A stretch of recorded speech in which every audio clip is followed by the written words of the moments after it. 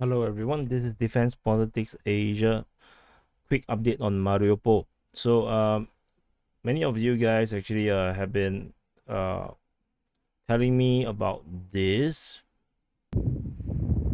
this this video about the Russian flag being raised in the center of Mariupol. This is actually covered by the journalist Patrick Lancaster. He had been covering he had been very diligently covering the Donbass wars for the past 8 years. So kudos to him. I highly recommend you to actually watch his stuff. Of course, you have to also take into consideration that he gets a lot of help from the Donbass republics like Donetsk and Luhansk Republic, as well as the Russian side, because a lot of the places that he go requires military approval and access. So definitely his stuff is actually also being used by the Russian as a propaganda. But as I always say, propaganda can be entirely true. So it's just a matter of what they want you to see. So coming back to Mariupol, the flag raise, or he was actually around this area where he captured his do his report. And I think the flag raising is around here as well. So based on my way of doing things is that if there's a journalist, then it's around 2 kilometers safe. So this means that the entire central part of Mariupol is now under Russian control or Donetsk forces control. And this also corroborates on the theory that the Ukrainian forces is not within Mariupol is now split into different pockets.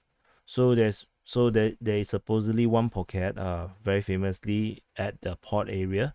This is have been repeated to me quite a number of times by some of you guys, as well as people within um I mean, some of you guys means the people within the DPA community.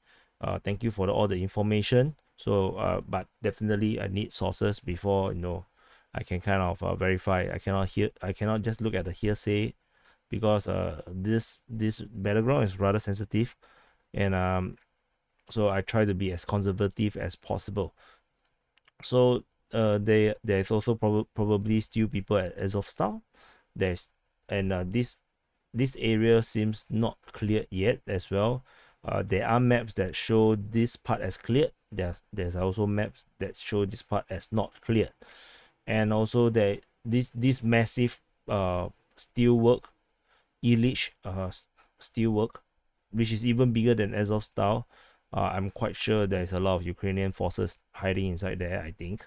So the situation is still very unclear, but what we know is that at least the center part is actually clear, cutting the port area away from this side. And yes, if you have watched the summary that was published earlier today, for me it's today, for you I'm not sure it's still the same day. The there's around 200 over Ukrainian soldiers have surrendered. So it's also unclear actually where they actually surrender. Um, but the places that they walk through is actually small villages. It looks like this kind of location, this kind of sparse village kind of thing, or they could be actually surrendering from around here, because this is also sparse village kind of thing. So I'm not sure where. So I just want to add on a bit on that. And some Ukrainian sources say that that that surrender is actually a fake. It's actually a made up thing, and I find that very peculiar, very interesting.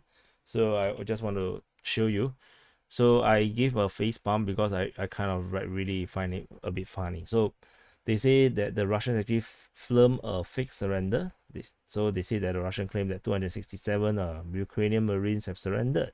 So they even have the video, but he complained about how clean their uniforms are, and then they said no one needs a shave, and then he said all the t-shirts are wrong. He said that the t-shirt supposed to be this white and black stripe kind of thing, and then he feels that people actually wear beret to war, which is kind of funny. And then I can read more because I haven't read all this, so this should be interesting to me as well. They say that any combat veteran would know that they must be searched thoroughly, pocket by pocket, and they say that this pocket is full of things. So that's funny because why can't the Russians search them later? So they say for no apparent reason, 8 seconds into the video, the camera is flipped on its side to conceal and exact inconsistencies discussed here.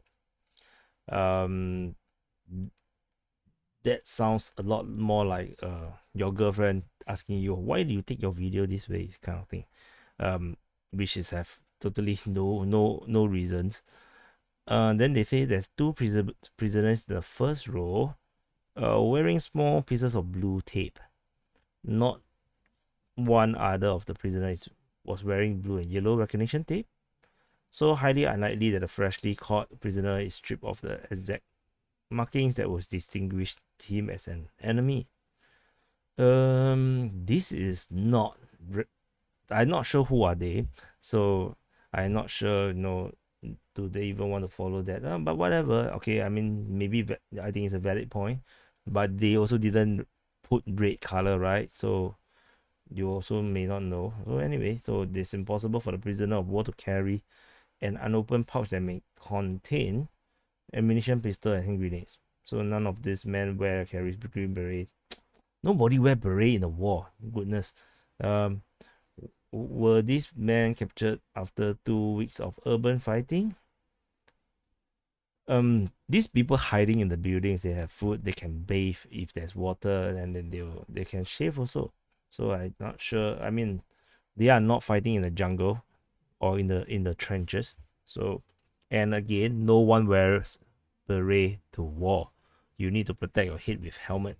So anyway, this is just one interesting thing that I want to highlight, that at least there is the Ukrainian still that means there are pro-Ukrainian sources that do not believe that that video is true. So I feel that it's only fair that I bring this out, so that at least you get to see what he say, and you can judge for yourself whether it makes sense or not. For me, it makes some sense, and that on other parts it makes totally no sense.